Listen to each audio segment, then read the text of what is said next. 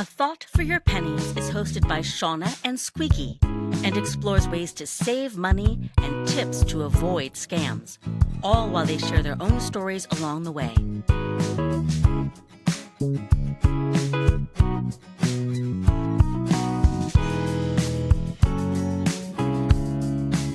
Get in touch by calling 970-425-3060 or emailing penniespod@gmail.com.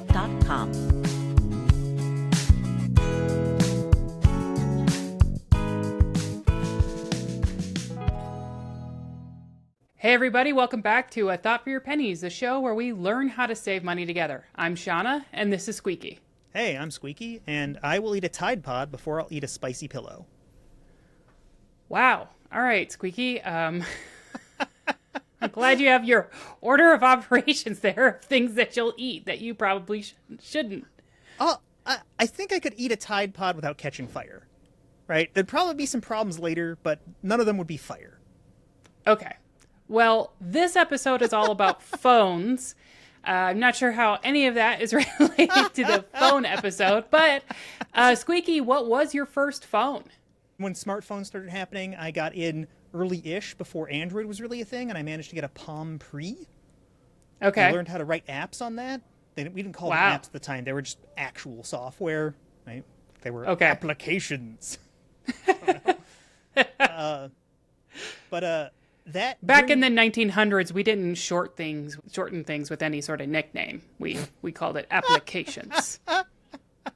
No, but that brings us back to the spicy pillows.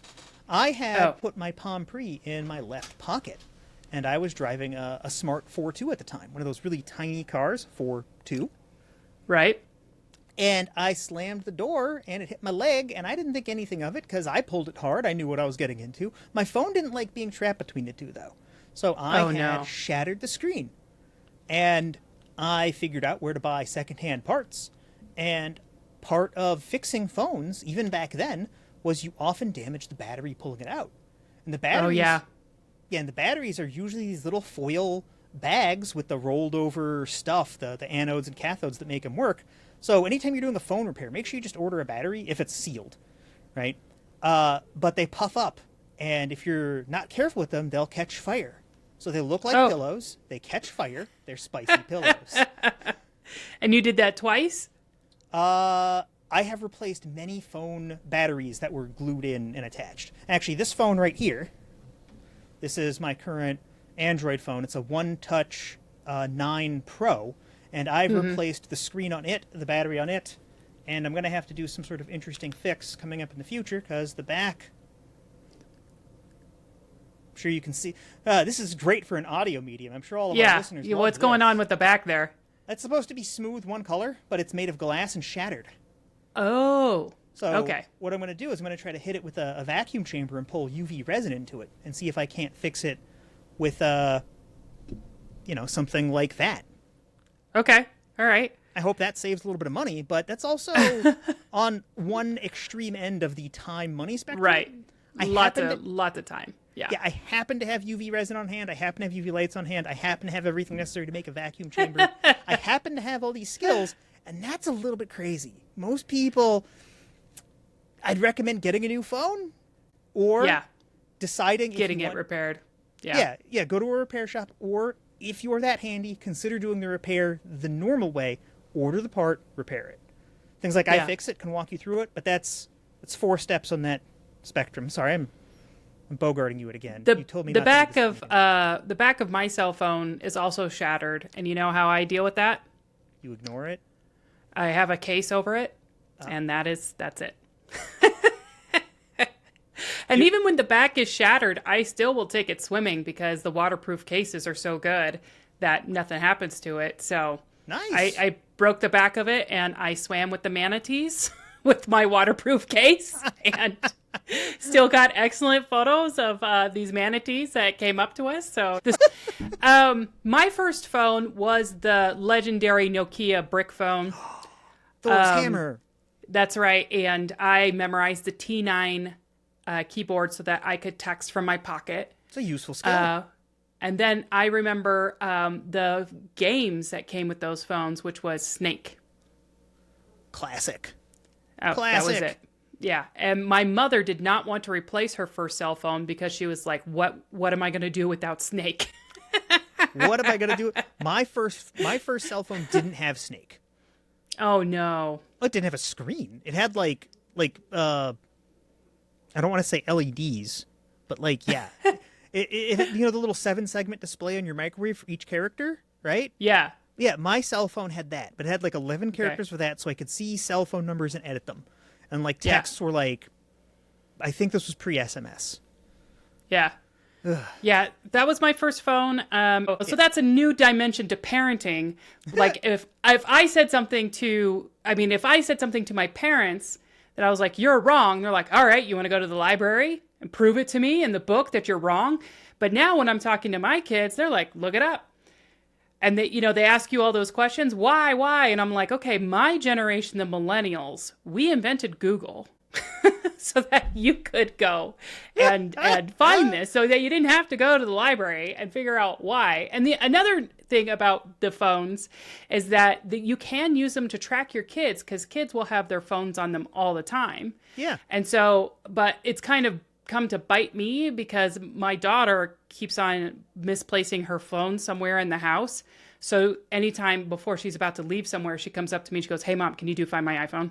Hey mom, can you do Find My iPhone?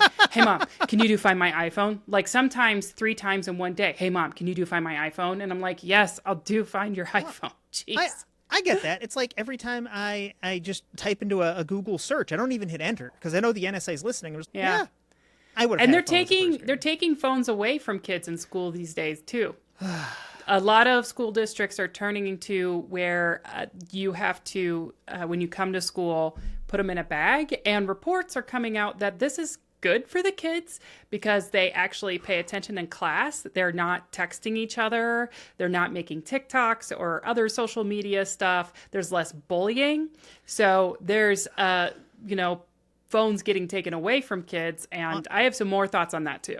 Yeah. On that, I like the results. Right? Mm-hmm. And I don't want the kids to be distracted. But at the same point, if I were a parent and I gave my kid a means to contact me anytime, I'd want it there for the outside chance that the worst happened. Right? Well, but no. Some other times I think kids shouldn't have phones is I don't let my kids take their phones into their rooms. Interesting. Because I kind of have, if you're going to be on electronics, it has to be out in the family area. And not that I'm looking over their shoulder and seeing what they're texting. But I just think it's important to kind of, have that hovering about it. And so when they go to bed, they turn in their phones to me at night. I am not a parent. I wouldn't do that. I'd have some other approach. So I have also Kindles, right? I do a ton of reading, right? Yeah. I am curious because on the Kindles, I have free Wikipedia access. Over the cell phone system? I don't pay for that. I paid once for the Kindle. So somehow that kind of limited internet access is cheap and easy enough. I wonder if you could limit your kids' cell phones so you restricted more and more of the cool parts of the internet as their grades got better or worse. It's you didn't get A's, you don't get TikTok. I think that's a level of sophistication I don't do with the kids. I'm just do you have good grades? Yes, no. Okay, so, you can have full rights to your phone. But I want my kid who has an F to have access to Wikipedia and Khan Academy. If my kid is getting Fs, he needs Khan Academy, or she. Well, they need but Khan the thing Academy. they don't need it on their phone. So you could have access to Wikipedia and Khan Academy on their computer while they're out in the family room. They can go on and do there, and I can walk by and see what they're doing, but they don't need it on their phone. Hang on, your 1900s is showing. I mean, where the computer in the family room? Yeah. I mean, that's what we do. We don't let them take screens into their bedrooms. No. Their laptops are out here. They're, I don't know, what do you call it? The living room? The family room? Yeah.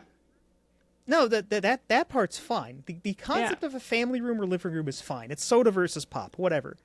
The notion of the family computer is what I'm mocking. Just openly mocking it.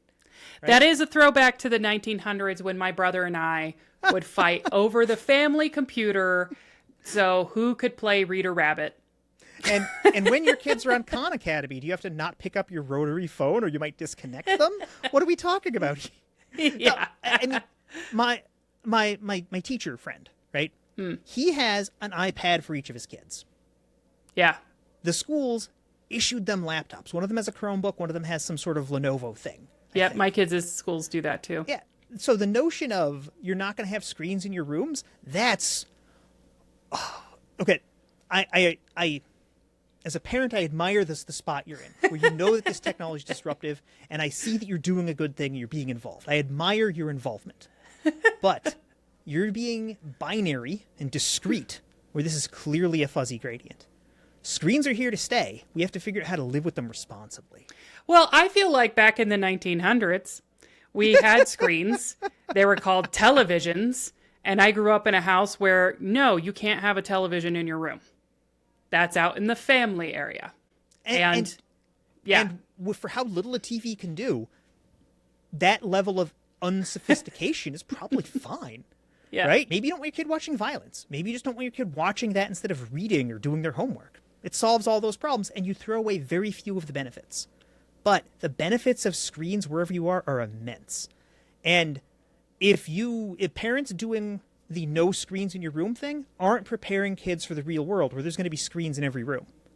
I mean, think about when we went to school back in the 1900s and teachers told us there's not going to be a calculator in your pocket. You're going to need this cursive nonsense. Yeah. No, we have to try to look forward and see what's happening. I mean, I feel like I could be worried that they have never really had screens in their bedrooms and unlimited access. And so when they leave and they're on their own and they can do that for the first time, that they'll just like binge and go crazy because I never let them do it. Because they will. But I feel like that the way I've got it set up, what I'm hoping is that it is a habit. Like they just know, hey, it's bedtime. I think your notion of building healthy habits is super important going into that world. So what does that mean for parents who are going to be delivering their kids into a different technological era than they grew up in? So when my grandkids have the chip implanted into their brain, I'm going to be like, well, listen, you need to turn that off at least an hour before bedtime and disconnect from the... Right? Like, the same principle will prove through the generations, Sqeaky. Don't worry. Okay. All right. Well, that's our funny stories relating to phones. If you have phone funny stories, we'd love to hear them. So you can send them in to penniespod@gmail.com or give us a call at 970-425-3060 and leave us a short message and we'll share it on air.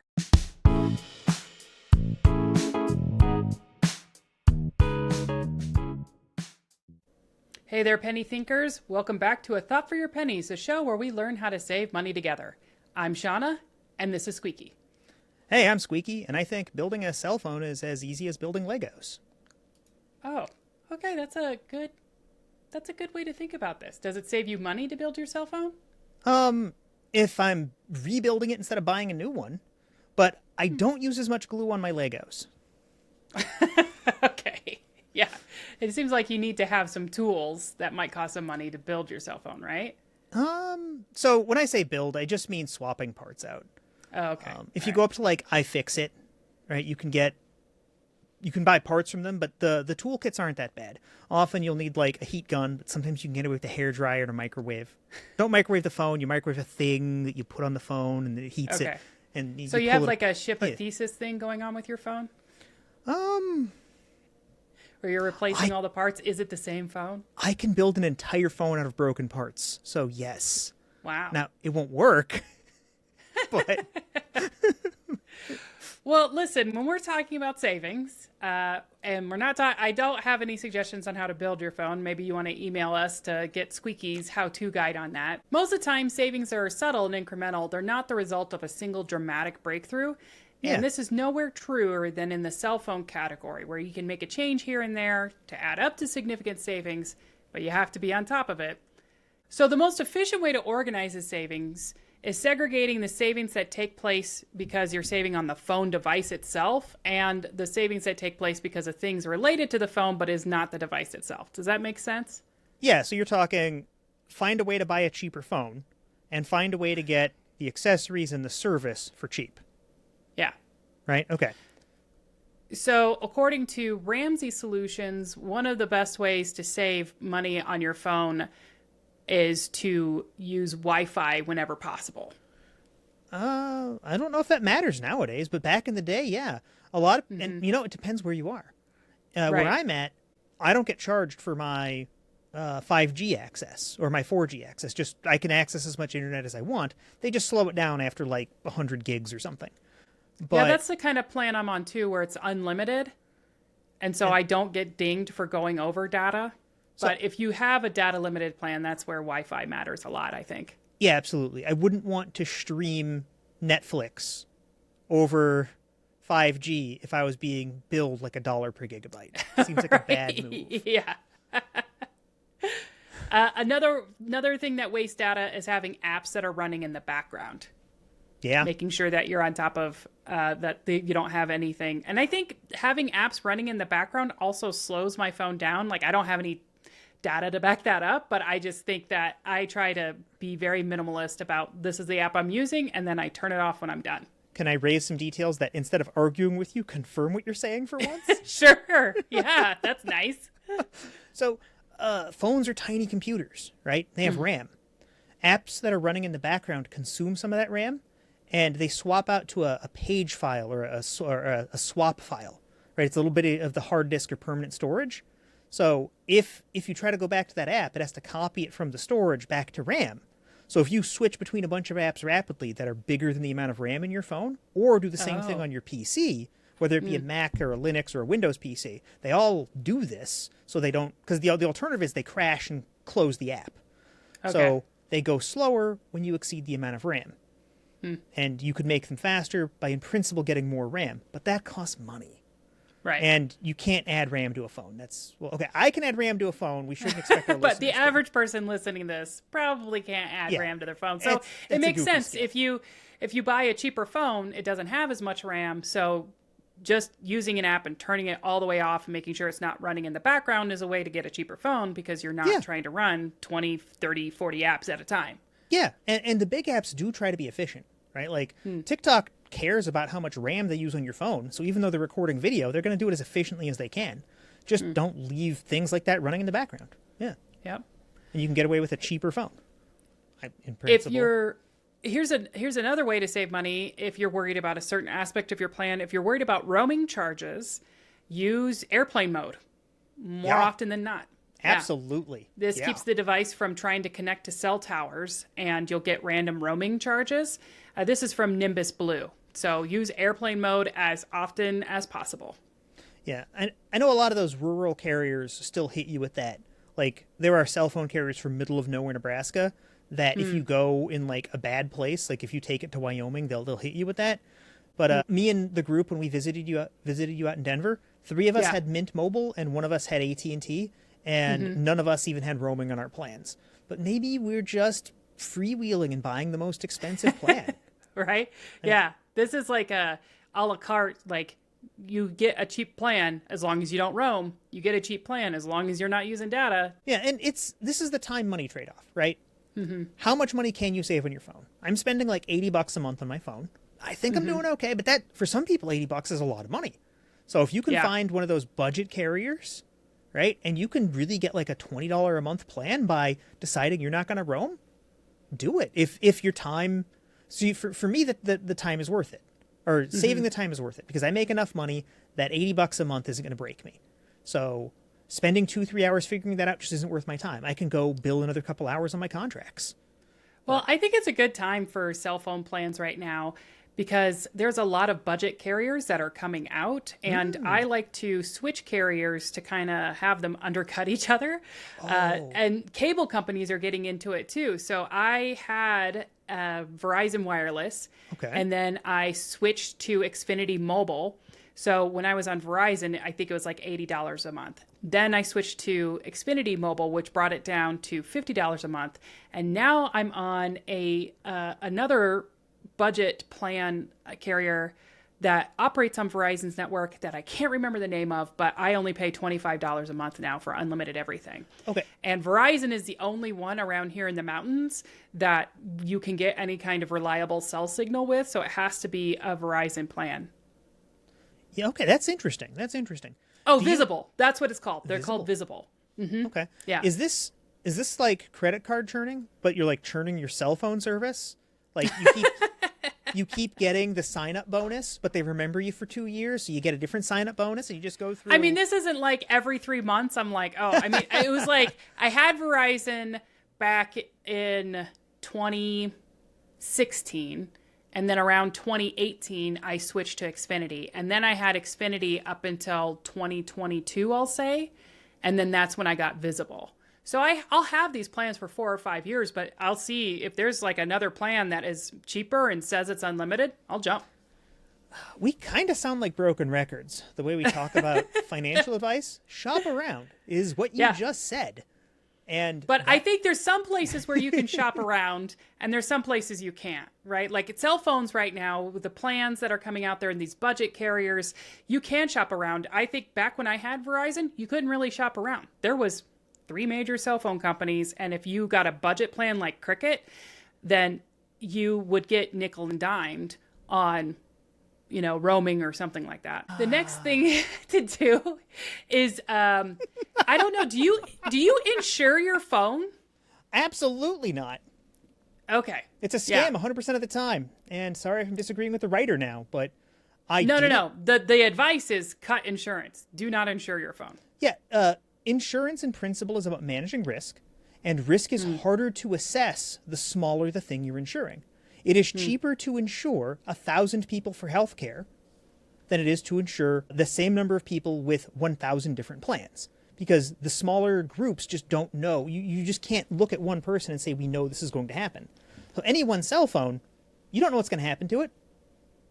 The only time I've ever heard of cell phone insurance is like when you are buying a plan and they'll offer it if you're buying the phone. And there was a huge thing a few years back about how buying devices and building that into the price of the plan cost, was illegal, that they shouldn't do it that way. I don't know. I should have researched this before I inarticulately bring it up. But now they can't do that. Yeah. Bundling phones with the service. Right. Because they would promise you a $0 phone, but you had to sign up for the $200 a month contract for the first year or whatever, so it wound up being a $2,000 phone or something. Yeah, can't do that. They can't do that anymore. Or can they? Can they still do that? Good. I thought there was something about... Well, anyway, that's expensive. Don't do that. Now I go and get the device refurbished, and then I just buy the device outright, refurbished, and then I go get my plan, so then I'm free and clear. So I paid... like $800 for my phone, and now I'm paying $25 a month Visible. Yeah. Sorry, we're a little desynced, but yeah, all hail the phone of Sqeakius. If you have the skills, fixing your phone is very inexpensive. That said, I bought a really nice high-end phone cash. I think it was like a $1,200 phone at the time, because it was like the day after it came out, and I'm like, I want 16 gigs of RAM on my phone for no reason in particular. So maybe that wasn't a good idea. But I kind of look at my phone as a big term investment. Like my computer, it's something I'm going to need to upgrade or get a new one every 2 to 3 years with how the technology gets updated, and take care of it for years. But it's cheaper to buy it outright at that $800, $1,200 level. Yeah. Yeah. When you're doing something professional near it, because sometimes I'll be contracted to test things on phones, or I will be I'll need them for professional reasons. Mm-hmm. And it's much easier to justify a professional expense. And if that works... Well, that does dovetail kind of into the next thing I was going to talk about, which is to check to see if your employer offers an employee discount or some other way to compensate for the device at work. So if it's related to your job... I use my phone related to my job because I'm in media, so I have to record short form content, and I have to have a pretty nice phone to be able to do that. Oh, yeah. I'm just talking straight expense. You're talking if you have a good employer. I haven't had one of those in years. Well, and another thing you should do is you should buy a phone that is unlocked. Absolutely. Because that way you can jump around to carriers like I'm doing. Yes. Yeah. Yes. Oh my goodness! No, I half expected you to say buy a locked phone because it's $5 cheaper. And no. Can save... Unlocked. unlocked. Yeah, it'll sometimes cost a couple dollars more, but the first time you switch carriers, you'll get that money back the first month. Yep. So, and then there's another recommendation from Consumer Reports is to do what you're doing, which is update operating system, replace the battery, replace the screen, and increase storage. Do a Theseus ship on your phone instead of going out and getting a whole brand new one. Yeah. Again, I got to bring up the time money dichotomy. I enjoy doing it, so I wouldn't recommend doing that for a lot of people. And it's the range. Buy a new phone when it's replaced, or have the junkiest, most broken phone ever. Fix it yourself is next to that. Have your friend fix it. Pay to get it repaired. Right? Yeah. The spectrum, right? I was going to say the only time I remember phone insurance, besides when I signed up for a plan and they asked for it, is my mom wanted to get the kids' phones before they were really ready for them, wanted to get them iPhones so that she could call them. And I was like, ready. Mom, because I was thinking middle school age, they could get a phone because that's when they would start hanging out with their friends and I would want to know where they are. But my mom was like, I want to be able to talk to my grandchildren whenever I want. They need a phone. And I was like, okay, you buy these phones, you pay for the plans. That's totally fine. And she was like, that's right. I'm going to spoil these grandkids. So she bought them phones.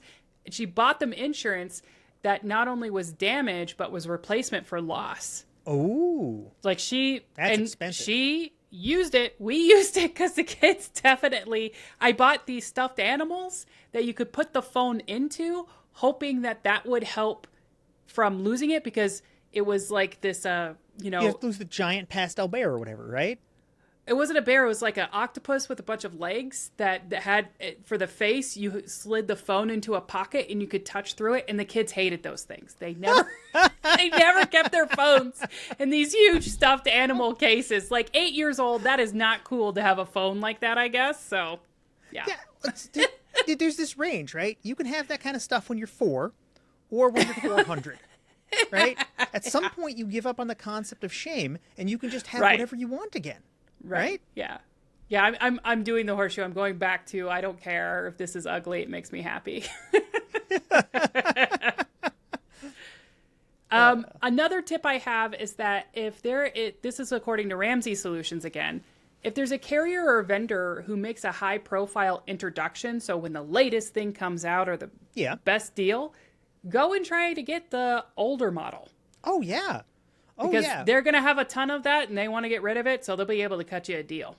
Yeah, when I bought my 9T, the 8 was cheap. When the T Plus came out, the T was cheap. Yeah. No, you're exactly right. Right. So another way that you can save on your phone is to make sure that you are paying for a plan for what you're using. For me, I am always worried that I am going to accidentally get roaming or data or something like that.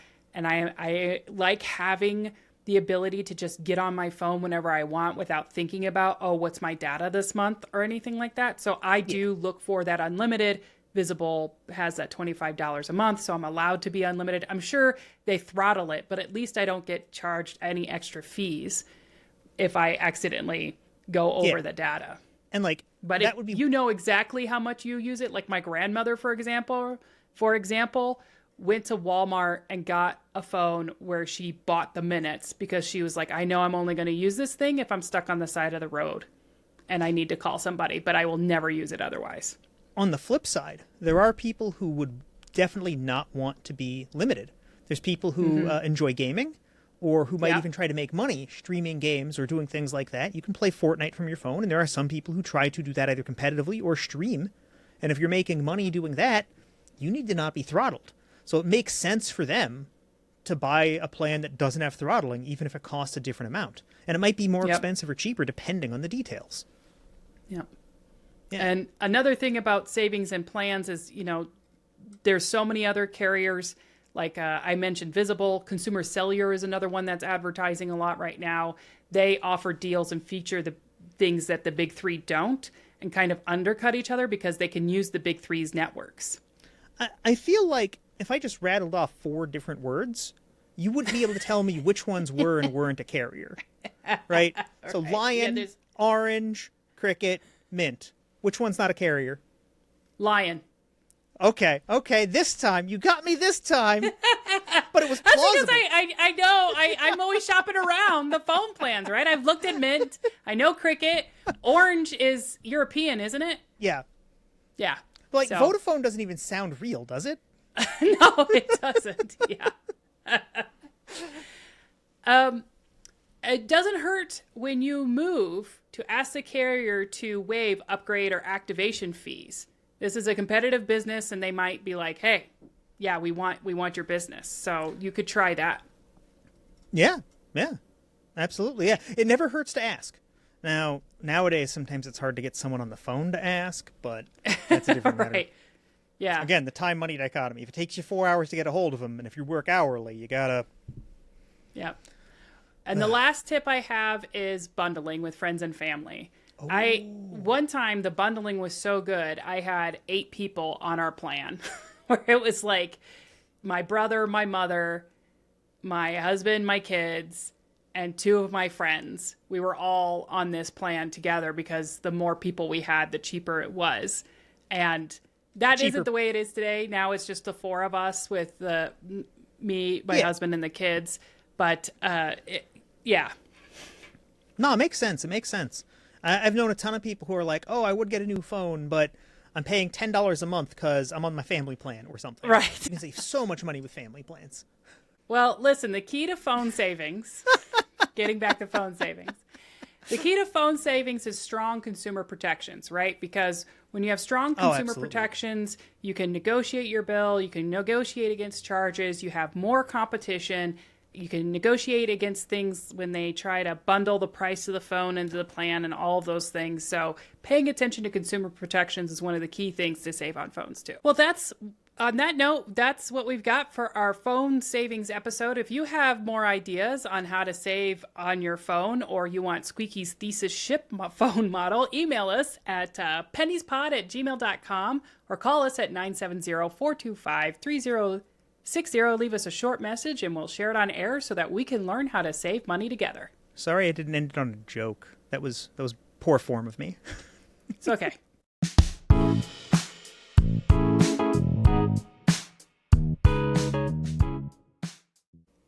Hey everybody, welcome back to A Thought for Your Pennies, the show where we learn how to save money together. I'm Shawna, and this is Sqeaky. Hey, I'm Sqeaky, and I'm ready to be mad at some scammers again. That's right. It's time for the scams, and we're getting into really good scams, phone scams. Do you feel like there's not enough scams on your phone these days? I feel like I don't get enough phone calls from telemarketers asking me to refinance my mortgage, that I missed a stimulus payment back from the pandemic, that there are jobs that I could work totally remotely for free, get paid $400 a day. I miss if I don't get 5 to 6 of these a day. The concept of paying in gift cards for app stores, the fake apps that try to take your money, the apps that promise you a thing, but you have to pay them extra and then you get a crap version of the thing. The AI assistants that are no such thing. Oh, yeah. I'm going into the software because you covered just the concept of people calling you and lying you. So many scams. Yeah. So many bad apps. That's the bad news. There are legions of people, both in the States and abroad, that are trying to use the cell phone infrastructure to cheat people. The good news, it's pretty easy to spot. And a reasonable amount of caution will go a long way towards reducing the risks. Yeah, that said, we don't want to judge people who do get scammed, because if you're exposed to 100 scams a day, and you're 99% good at spotting them, that leaves you getting scammed once a day. Okay, it's not that bad. I don't see 100 scams a day, but I might see 5 a day. Well, and they're getting more sophisticated, because it used to be really easy for me to spot. But then there was the phone scams that came out that just said, "Hey, Vicky, missed you last night. Hope that you got home okay."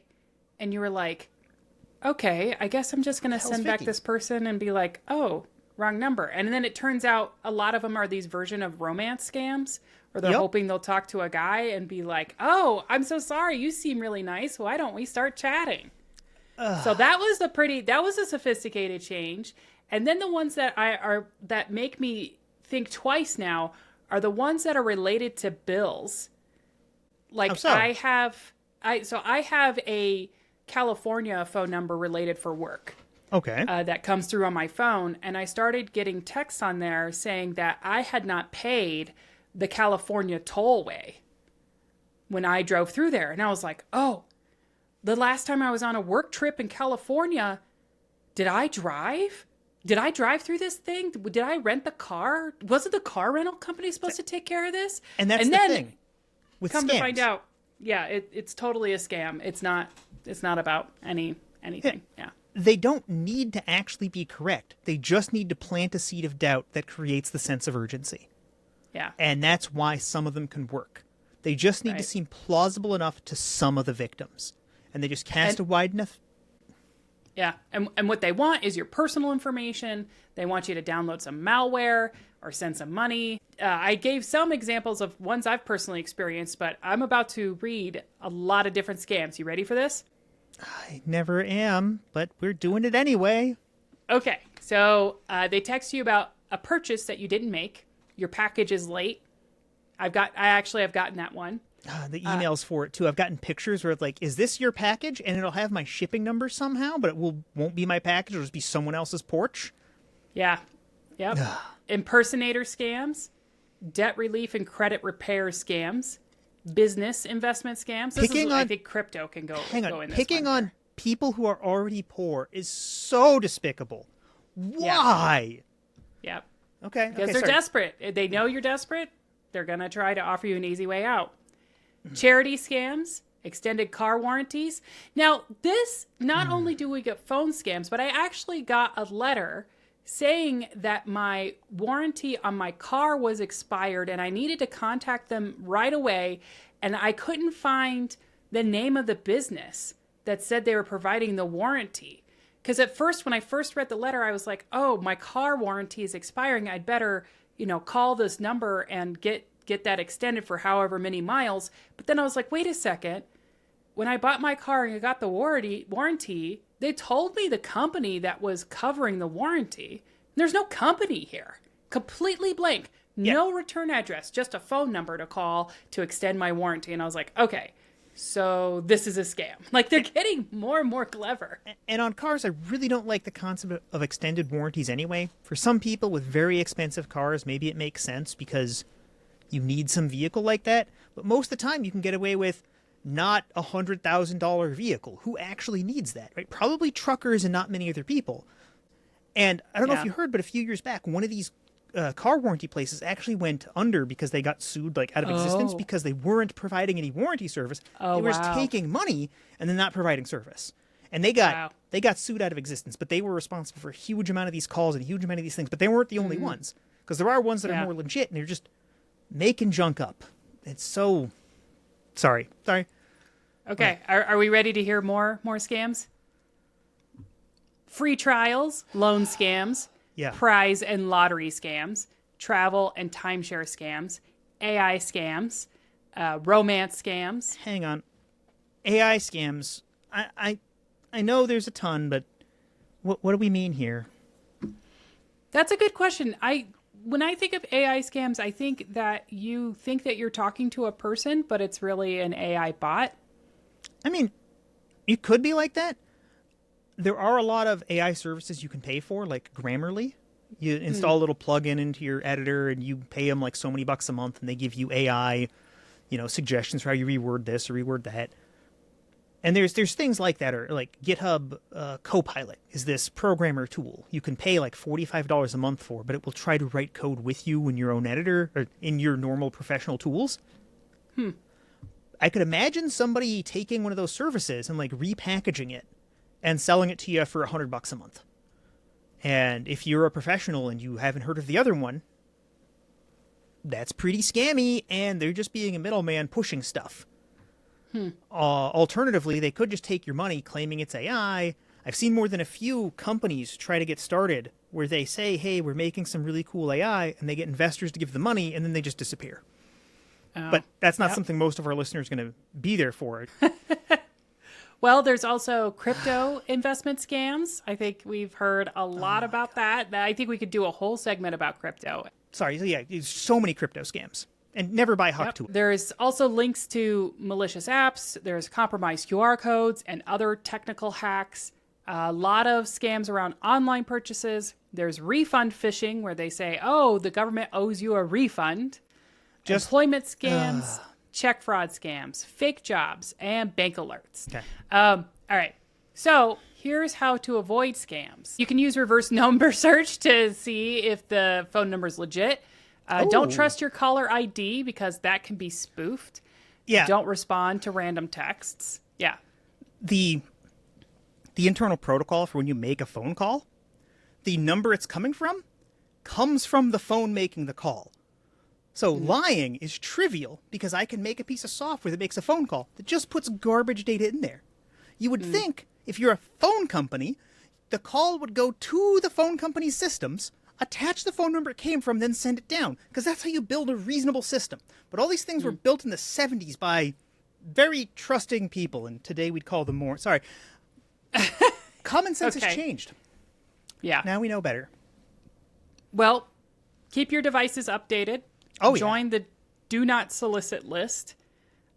Use a spam blocking app for texts and calls. So I did have a ad blocker that did spam calls as well for a few years. But then my phone finally updated with its own spam recognition technology. So I stopped using the app. But you're on an iPhone, right? Mm-hmm. And for a while, iPhones were terrible. Like you couldn't even report that a phone number was spam. So that's when I was paying for, like I paid $15 a year for a ad blocking and spam blocking app. Wow. Okay. Yeah. Yeah, I don't have anything that blocks spam texts or calls, but I'm constantly using an ad blocker for my browser, and it blocks even like YouTube ads and stuff. So I don't see ads, and so many scams come through ads. Yeah. Yep. Yeah, there's never actually local girls in my area interested in me. No. Oh, poor Sqeaky. You can use you can independently verify caller identity before agreeing on anything. I guess if you want to talk to somebody. What I like to do if I feel like it's a legit company that's calling me, like the California toll example when they were texting me, first thing, I didn't click on anything that was in the spam text message. Oh, yeah, never I do. just went online and I Googled, like, hey, California fine system, how does this work? And the first response I got was like, there are these spam texts going around saying the toll, and it is not real. And I was like, oh, okay, great. It was spam. I thought it was, but so that's what we mean by independent verification. If you're all of a sudden out of the blue, your cable company texts you, UPS texts you, somebody texts you and is like, you owe a bill, go and find out independently out of that text the company's phone number and call them directly. Do not respond to the text. Beyond just independent, we can get known good sources. If it's UPS, you can go specifically to ups.com and skip Google, right? And if you call UPS's phone number at ups.com, you're probably getting the real UPS. And there are a couple places where I do pay bills by text, or I get notifications about bills by text, but I set it up when I signed up with them. So this is my dentist's office and my primary care. When I was signing in with them, they said, may we text you about your account? That was separate than, may we text you about your appointments? And I said yes to both because it's convenient for me to be able to just text back my dentist's office after they've run the insurance and said, okay, you owe $34 on this. Great, thanks, I'll pay it. But I opted into it. So if it's legit, you probably opted into it to begin with, and they just won't randomly start texting you. So what do we do the day your dentist starts actually accepting iTunes gift cards? He's not. But someday, he's Android. Someday, your dentist will say, give me a $50 Google Play gift card for this crown. And if he texts you that information, how are you going to tell the difference between that and a scam? I'm not going to pay anybody in gift cards. I'll find a different dentist. Okay, we're not doing gift cards. What if your dentist starts requesting payment in Huck to a coin? No, different dentist. Different dentist. That's life advice right there. If your dentist wants payment and hock to a coin, switch dentists. Yeah. Another thing that you can do to help protect your family is if you have people that in your family who aren't quite as up with technology and you're especially worried about AI, establish a password that if I call you for money, I will use the password Penny Thinkers. I don't know. I will use some password so that you know it's me and not AI. Yeah, because the AI might... Okay. It is easy to spoof text messages for the same reasons it's easy to spoof phone numbers. So there are people texting each other that get these big data leaks. Oh, and we might have to pause and I should Google this. There's a thing I'm signed up for Have I Been Pwned. It's haveibeenpwned.com. Yeah. It's Have I PWNED. And it's a mailing list. They email you when your information, you tell them which ones you want to put in there. So you can put in your phone number, you can put in your email, and then maybe a few others. And I have those in there. And whenever one of those big data breaches happens, like the big Equifax breach 5 or 10 years ago, when that happened and all of Equifax's credit information just wound up on the public internet, Have I Been Pwned emailed me and they're like, hey, Sqeaky, this is in all these leaks.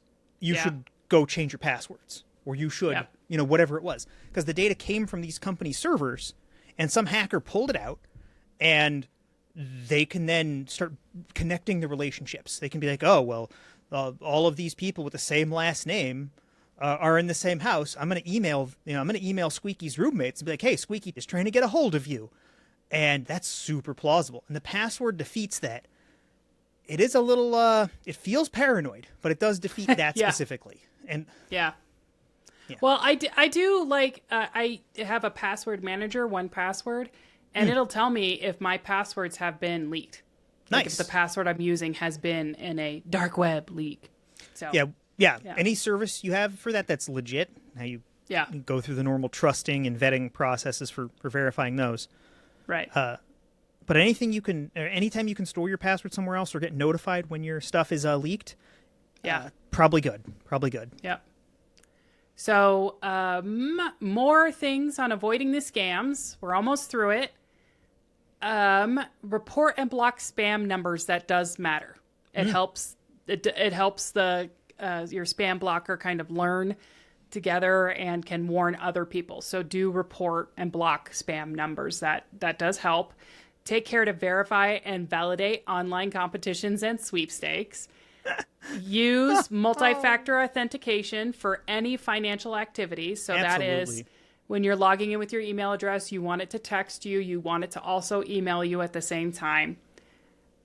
Be careful about what you post online. And this is a couple different reasons. One, what you post can be used to compromise your security if you forgot what you post. So sensitive information like where you used to live.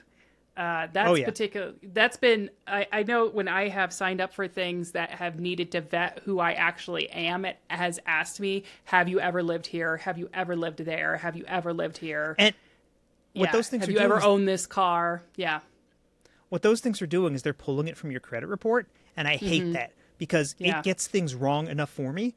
Like it's asked me, have you ever had this car? And I never did. And it was asking me about my brother's car. I hate those systems because they're just bad. So another way to avoid scams is know that the government will never ask you for sensitive information. They'll never call and text you and be like, verify your social security number with us. If you call them, that's a different story, but they're not going to call you. I hope that keeps being true. Right? Yeah. Government's a little bit, lots of things are changing these days. It's a little harder to trust. Yeah. Yeah. And then check Charity Navigator or Charity Watch before you donate. All right, so this is for like those fireman scams that were happening a while back where they would call up, say they were for some firemen, but they just pocketed it? I didn't know it was a real thing. Yeah. Oh, well, I presume that's what these people are vetting. Because one time I went through and vetted one the hard way because they called me, I give them some money, right? So I presume that most of them were legit, but at least one that I looked into wasn't. Yeah. Well, and it's important, again, consumer protections are really important. Having a strong FCC, Back in December of 2023, the FCC enacted a rule that kept companies from using a single consumer consent as authorization to send multiple texts and emails. All right. To make sure I understood what you said, you couldn't just say, hey, send me the thing, and then they would bombard you with all the stuff. You couldn't sign up for like, hey, give me the ice cream of the month, and then they'd share your email with tons of people and sign you up for every deal and discount they can get a penny for. Right. Okay, that's a good rule. And I also think it means that, like, if I tell my dentist, yes, it's okay for you to text me about appointments, no, I don't want to be texted about my bills. Like, you have to do a single consumer consent for the thing that you agree to do. And in healthcare, they're way more advanced on this because there's so many privacy protections in healthcare versus like consumer, like, oh yeah, I sign up for this, this discount program at Target. So Target's like, okay, great. Now I can send you tons and tons of ads about everything Target. But the fate of this rule is undetermined because the new administration of the FCC says they won't fight to have the rule upheld. Well, that's it. That's all I have for the scams and ways to avoid the scams. So if you've got better ideas on how to avoid scams or why phones are so scammy today, we'd love to hear from you. You can email us at penniespod@gmail.com or give us a call at 970-425-3060. Leave a short message and we will share it on air so we can save money together. Hey, why do you always give him that phone number that we found in the bathroom that one time? Yeah, my number's been around, Sqeaky. Sorry to tell you.